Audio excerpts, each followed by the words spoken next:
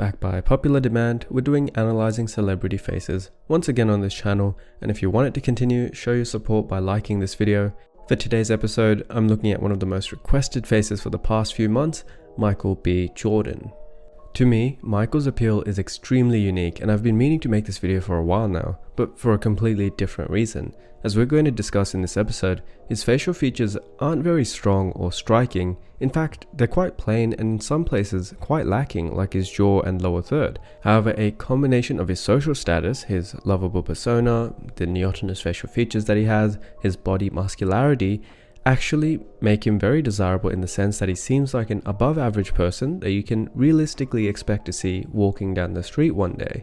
This is the same phenomenon that we've discussed with Ryan Gosling's appeal, where despite lacking many of the ideal characteristics that might make a face attractively masculine or striking, like a strong jaw and wide midface, Gosling is still considerably desirable, which comes from a combination of his on-screen persona blending into his off-screen lifestyle. A better example of this is Robert Downey Jr., who, after starring in a number of Iron Man films, is now synonymous with his on-screen namesake. He is quite literally the suave Tony Stark, both on and off-screen, and so this larger-than-life image that these actors create for themselves make up for any of the shortcomings that they may have in their physical appearance to make them Hollywood sex symbols, despite not having all of the conventional features needed for a man to look attractive. A man's desirability is said to depend on a trifecta of looks, money, and status, and while I personally don't agree with the equal weighting of each, these men have abundance of all three of these desirable traits, despite not being masters of any. A male model may be maxed out in the looks category, whereas the Queen, or more appropriately her husband Prince Philip, are about as high as one can get in status, and Mr. Jeff Bezos or any other oligarch may have vast amounts of hidden wealth to be maxed out in the financial resources category. It would be inaccurate to say that Michael B. Jordan's appeal comes entirely from his physical looks, because it certainly doesn't, and fair play to him, we shouldn't expect it to. He's paid to act and not look pretty on screen, but I harp on this because it's important to understand the influence celebrity status has in making a man more desirable. The best way to illustrate this is to compare his features to that of a black male model who does make their living from their looks alone. The most notable difference is his recessed chin, and I'm certainly not the only person to notice this. This has been a topic of discussion on the orthopedic, orthodontic, and dental subreddits for as long as Jordan has been popular.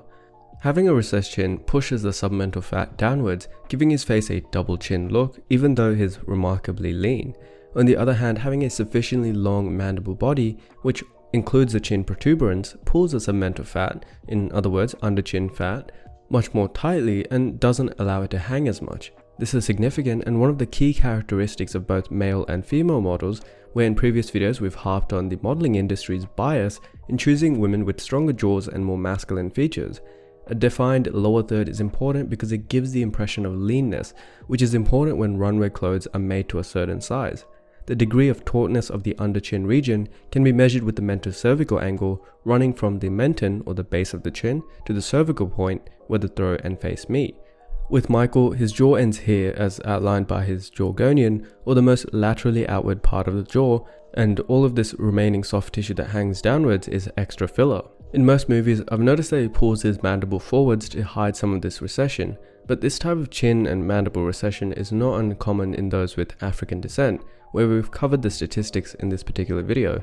Biracial ex-felon Jeremy Meeks also has a recessed chin and mandible, and part of this look is genetic with bimaxillary protrusion leading to larger than average lips, which can throw off the balance of the face if the jaw is not defined and long enough to match.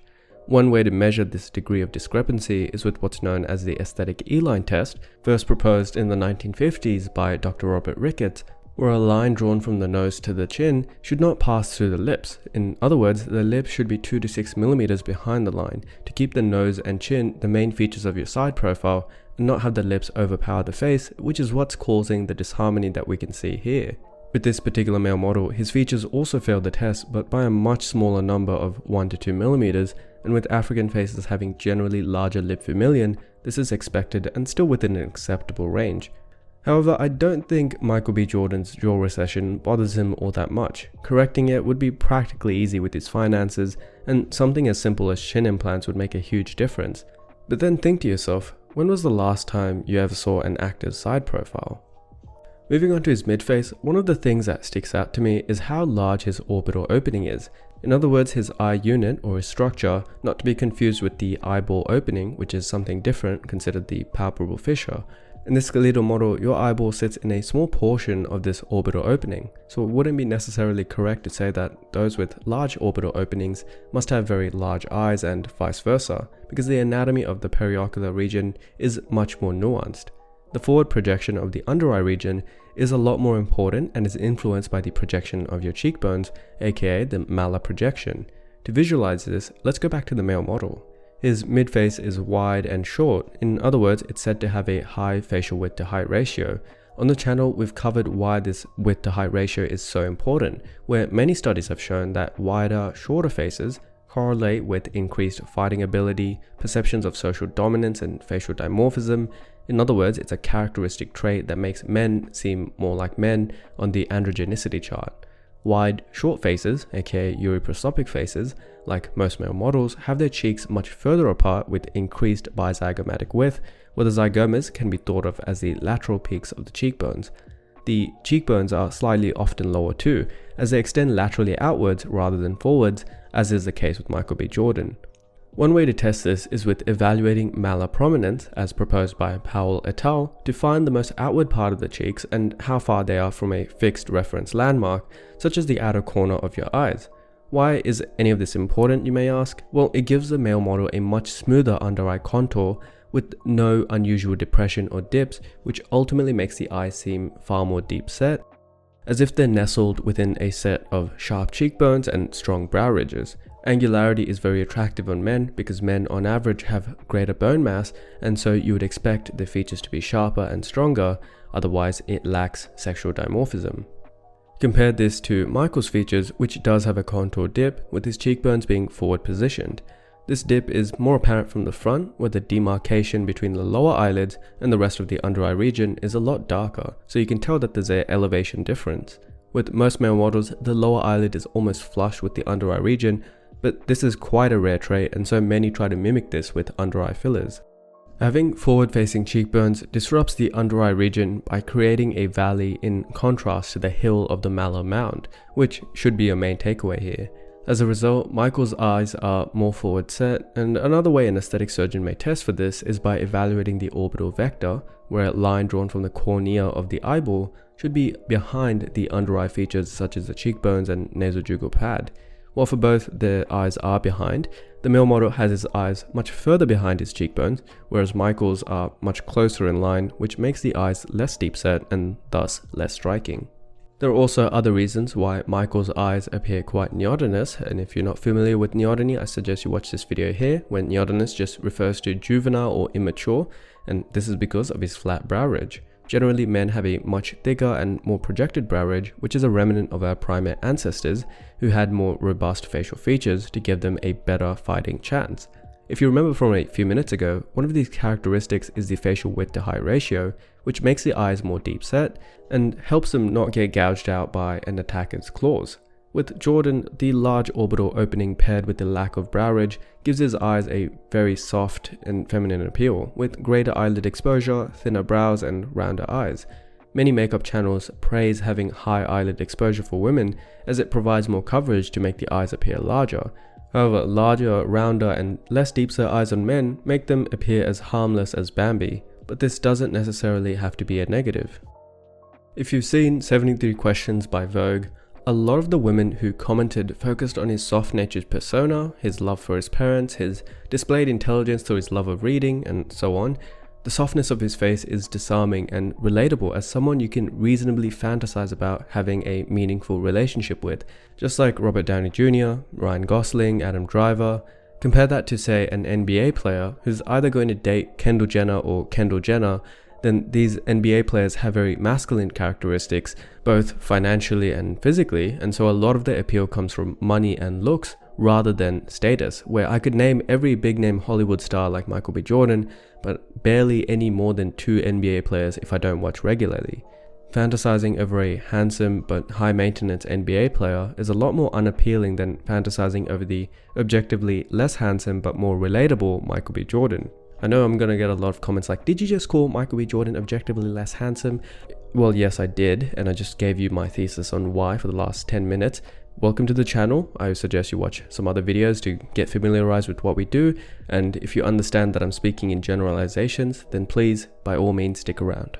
Michael B. Jordan looks like someone that could be your personal trainer or your local business professional, and these so-called imperfections to his features are the very ones that make him appear less masculine and more neotenous, more feminine and soft, but also more appealing and relatable as a potential partner rather than just a simple sex symbol like how a lot of male models are portrayed.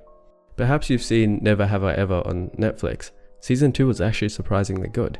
The lead hot guy, Paxton, is played by a 30-year-old actor, and no one in their right mind would think that this guy is a high school student. Granted that he is handsome and has some of the very same masculine facial traits that Michael B. Jordan lacks, the lead average-looking guy, Ben, looks a lot more like a high school student and is a lot more relatable. This appearance of looking young and boyish is because he has neotenous features such as a flatter brow ridge, larger orbital openings, juvenile hairline, and an overall more leptoprosopic face, which make him appear harmless. For the sake of time, we're going to skip over any meaningful discussion on his symmetry, which is quite surprisingly strong, the coinophilic averageness of his features, or the proportions between regions. However, I do recommend that you bring it up on the r/QOVES Studio subreddit if you're interested. To close this episode out, Michael B. Jordan is certainly attractive. Make no mistake in what I'm saying, that he is above average, even if you did see him walking down the street. A large part of this comes from his musculature and masculine haircut, balancing out his feminine features, which really gives him the best of both worlds. Overly masculine looking men with sharp, robust features are unattractive for being at one end of an extreme, and overly gracile men with no testosterone ornamentation appear unviable as an indicator of genetic health. A large majority of men have features similar to Michael of a mildly recessed jaw, flat brow ridge, and large orbital openings. If you'd like to find out for yourself or get a detailed analysis or a second opinion, then I recommend that you order a QOVES aesthetics report where we go through your submitted images, apply cephalometric and geometric standards, and provide a full 24-page assessment written by a consulting doctor, outlining your surgical and non-surgical options and your potential regions of improvement. You can find that over at the QOVES website, along with our TikTok and Instagram content, which uses Photoshop morphs to highlight how a feature can change how your face will look. And you can also subscribe to the Patreon podcast to learn more about how the psychological aspects of why we care about beauty are important.